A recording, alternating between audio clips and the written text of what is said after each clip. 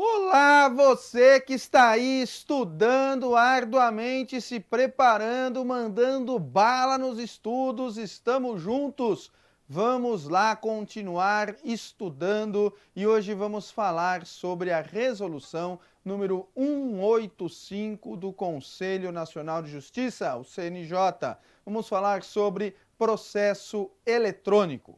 Vamos lá então ver os artigos mais importantes dessa lei, começando aqui lá no capítulo 1, que fala do processo judicial eletrônico, nas disposições gerais que estão aí na seção primeira.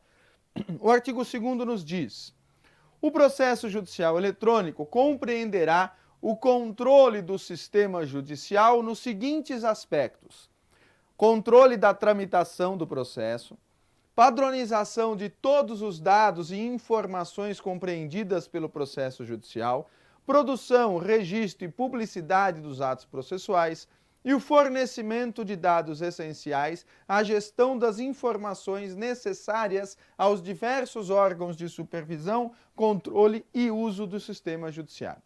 Então você vê aí que o artigo 2º da resolução 185 do CNJ nos fala que o processo judicial eletrônico tem 4 aspectos que você deve lembrar. Tá? Então ele é responsável, o processo judicial eletrônico, por 4 aspectos. Vamos ver lá de novo para você lembrar.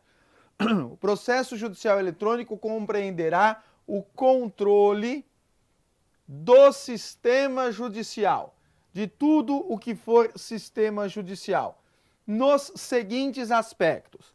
Primeiro, o controle da tramitação do processo, ou seja, o andamento do processo. Então estamos falando aqui do controle da tramitação do processo. Como que o processo anda? Qual o desenrolar do processo, as etapas do processo. Então o processo judicial eletrônico, primeira coisa, ele é responsável pelo andamento do processo. Segundo, padronização de todos os dados e informações compreendidas pelo processo judicial.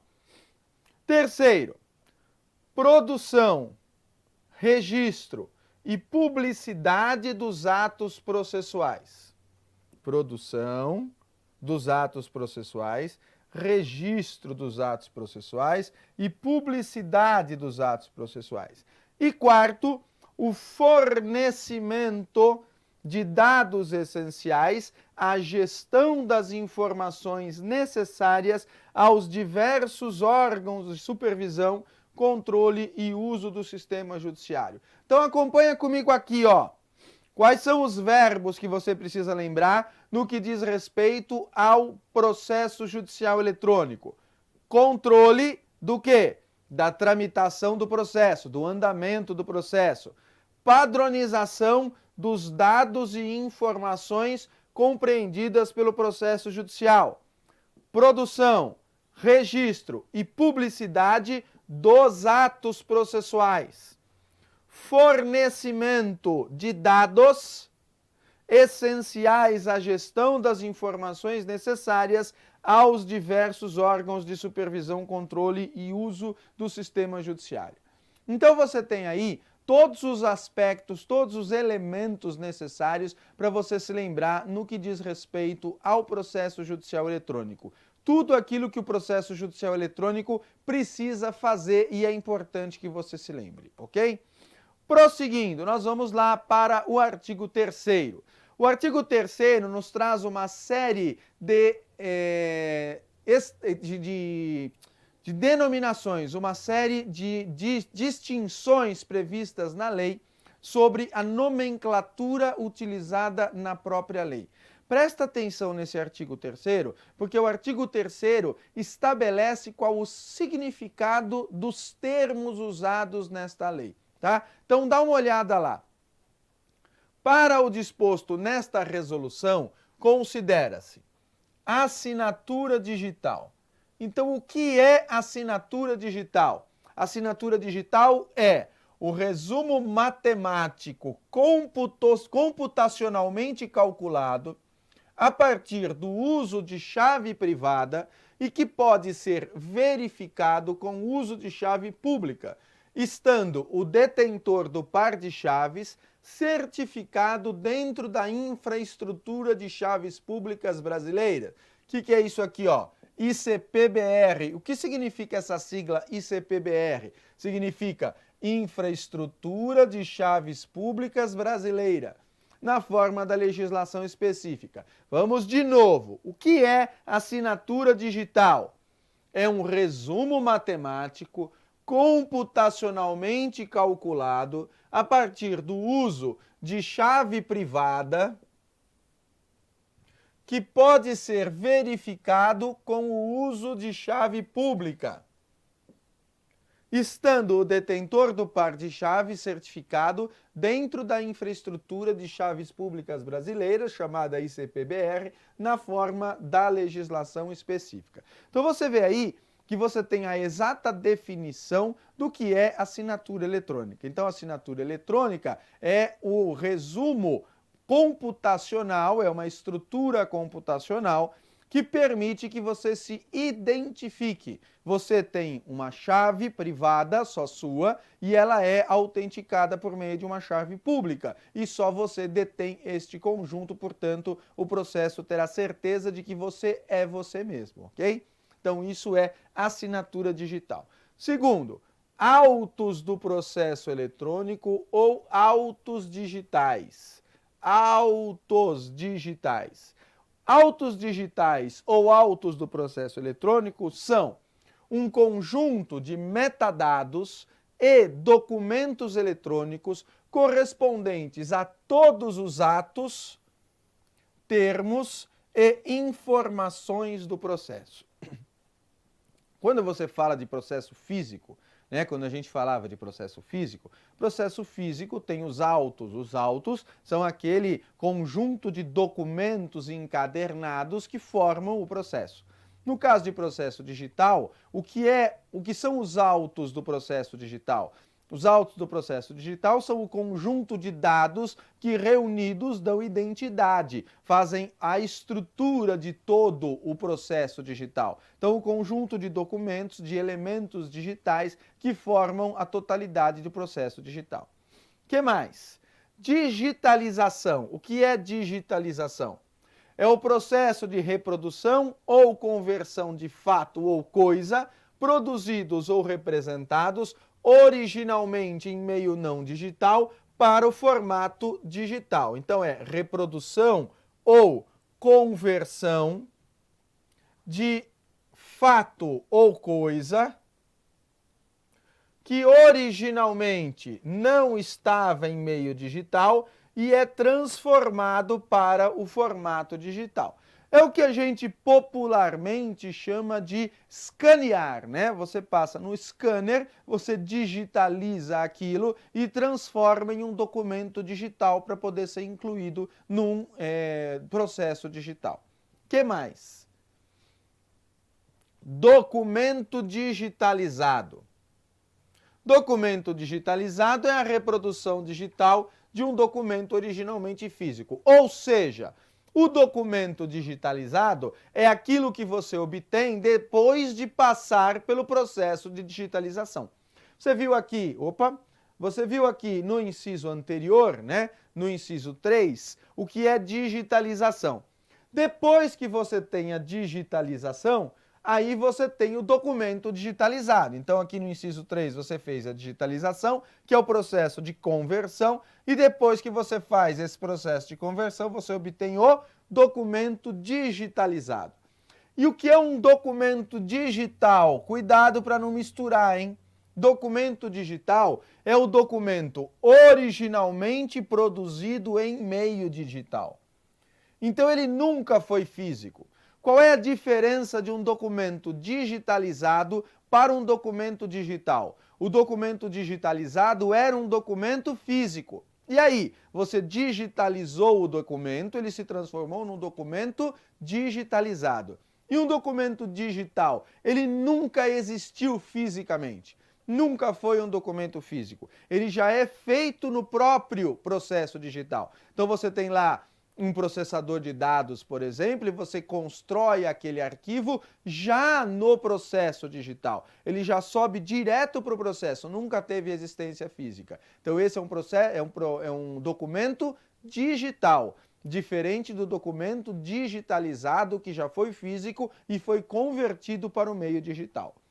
Depois você tem meio eletrônico. O que é meio eletrônico? É o ambiente de armazenamento ou tráfego de informações digitais. Então, meio eletrônico é o próprio processo digital, né? Ele está em meio eletrônico por quê? Porque ele não está em meio físico. Meio físico é papel. E meio eletrônico? Meio eletrônico é o conjunto de informações, é o conjunto de dados, é o espaço digital para a existência do processo não físico. O que mais? Transmissão eletrônica. Transmissão eletrônica é toda forma de comunicação à distância com a utilização de redes de comunicação, preferencialmente a rede mundial de computadores. Rede mundial de computadores, como nós sabemos, é a internet.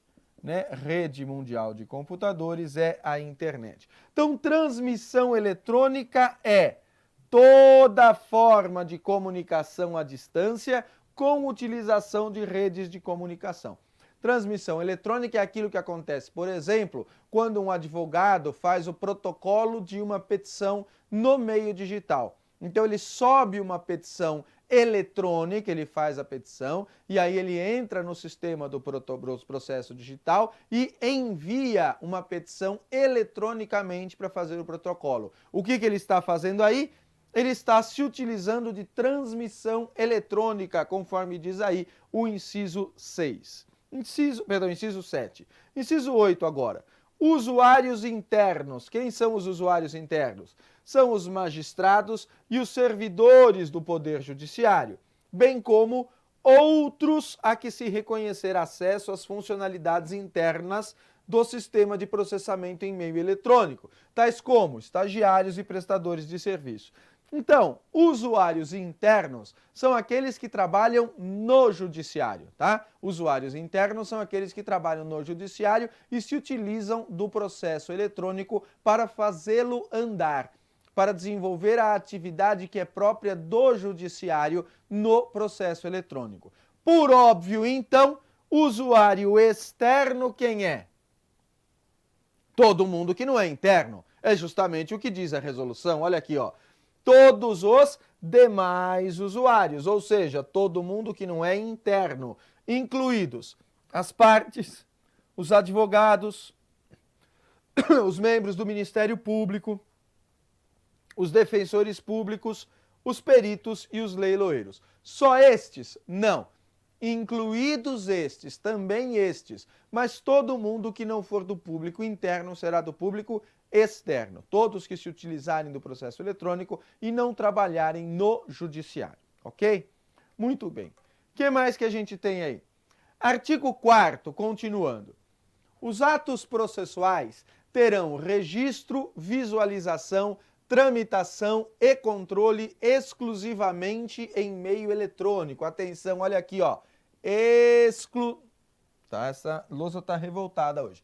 Exclusivamente em meio eletrônico. De novo, do começo. Os atos processuais terão registro, visualização, tramitação e controle exclusivamente em meio eletrônico e serão assinados digitalmente. Olha lá, assinatura digital que a gente viu agora há pouco, contendo elementos que permitam identificar o usuário responsável pela sua prática, pela prática dos atos, né? Para que, eventualmente, se for necessário, eu consiga saber quem foi que realizou aquele ato e se houver necessidade, porventura, de esclarecer alguma coisa acerca do ato, eu saiba quem foi o usuário responsável. Parágrafo 1º. A reprodução de documento dos autos digitais deverá conter elementos que permitam verificar a sua autenticidade em endereço eletrônico para esse fim, disponibilizado nos sítios do Conselho Nacional de Justiça e de cada um dos tribunais usuários do Sistema Judicial Eletrônico PJE. Então, se eu, porventura, for reproduzir um documento do processo eletrônico, se eu for imprimir uma sentença, por exemplo, imagina que eu quero imprimir uma sentença, o que precisa para comprovar a autenticidade? É preciso que neste documento venha algum elemento que sirva para eu pegar este elemento, por exemplo, uma impressão, normalmente vem assim, né? Uma impressão na lateral da página, indicando qual é o site onde eu posso verificar a autenticidade daquilo, para que qualquer pessoa que pegue aquele documento possa ter certeza de que o documento é efetivamente derivado do processo digital, que aquele documento é verdadeiro. Então volta lá no parágrafo 1º que diz: a reprodução de documento dos autos digitais deverá conter elementos que permitam verificar a sua autenticidade. Como? Em endereço eletrônico para esse fim, disponibilizado nos sítios do Conselho Nacional de Justiça não é ou, hein? É de cada um dos tribunais usuários do Sistema Processo Judicial Eletrônico, PJE. Parágrafo 2º. O usuário é responsável pela exatidão das informações prestadas, quando de seu credenciamento, assim como pela guarda, sigilo e utilização da assinatura digital, não sendo oponível em qualquer hipótese a alegação de uso indevido nos termos da medida provisória número 2200-2 de 24 de agosto de 2001. O que significa isso aqui? Significa que o usuário é responsável pela sua assinatura eletrônica e é responsável por todos os dados que ele fornece quando é feito o credenciamento do usuário. Quando você é credenciado como usuário do processo eletrônico, seja interno ou externo, você recebe, como já foi dito, uma assinatura eletrônica, um documento digital. E você é responsável pela guarda desta assinatura digital e pelos dados que você forneceu. Não interessa dizer assim, não fui eu que fiz, foi outra pessoa se utilizando a minha assinatura digital. Não, isso não é admitido. Você é responsável por todo o ato que for praticado com a sua assinatura digital. Parágrafo 3º. Somente serão admitidas assinaturas digitais de pessoas físicas e de pessoas físicas representantes de pessoas jurídicas, quando realizada no sistema PJE ou a este destinada, se utilizado certificado digital A3 ou equivalente, que o venha a substituir na forma da normatização do ICP Brasil. Atenção aqui, do que você precisa lembrar aqui. Somente serão admitidas assinaturas digitais. Então, só pode ser usada a assinatura digital, tanto de pessoa física quanto de pessoa física representante de pessoa jurídica, quando realizada no sistema, se essa assinatura digital for feita utilizando o certificado digital A3 ou equivalente. Tá? Então, qual é o certificado digital que se admite para fins dessa resolução? Certificado digital A3 ou equivalente. Tudo bem? Parágrafo 4º. A assinatura digital por meio de aparelhos móveis que não possam ser acoplados a dispositivo criptográfico portável. Que diabo é um dispositivo criptográfico portável? É isso aqui, a própria lei esclarece. Tokens ou cartões. O que é token? Token é um dispositivo que pode ser acoplado no computador, né? Então, muitas vezes, ele se assemelha a um pendrive. Então, você coloca lá na entrada USB do computador para que ele possa ser verificado. Ou ainda, um cartão digital que vai ser acoplado numa leitora de cartão e essa leitora de cartão vai ser colocada na entrada USB também do computador. Então, estes são os dispositivos a que se refere aí esse parágrafo. Volta lá para a gente ver, A assinatura digital por meio de aparelhos móveis que não possam ser acoplados a dispositivo criptográfico portátil com certificado A3 será realizada na forma a ser definida pelo Comitê Gestor Nacional do Processo Judicial Eletrônico. Então, presta atenção. A regra é que você tem que usar um certificado digital desse tipo A3. Né? Você pode usar esse tipo de instrumento portável, como por exemplo um token ou um cartão digital.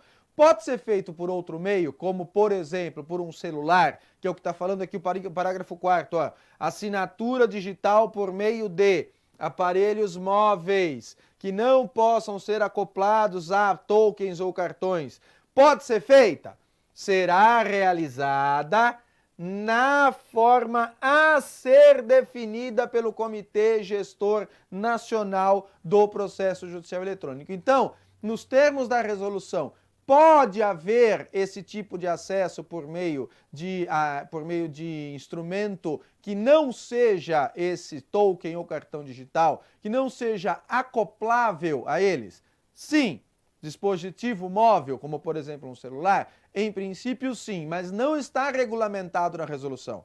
Será regulamentado oportunamente. Toma cuidado com a redação do artigo. Toma cuidado com a redação da questão na prova. Lembra que ninguém vai te pedir na prova para interpretar o que está escrito aí, né? Porque você não é um técnico da parte de eletrônica, você não tem que ter conhecimento técnico. Por que eu estou chamando sua atenção para isso aqui? Eu estou chamando sua atenção para você ver como é que está redigida a letra da resolução. Como é que está redigido cada parágrafo? Porque é isso que vai aparecer na sua prova. É você saber se está escrito na sua prova aquilo que está escrito na resolução. Tudo bem? Vamos dar uma paradinha e a gente volta daqui a pouco para continuar tratando desta resolução 185 do CNJ do processo judicial eletrônico. Até já, não vá embora.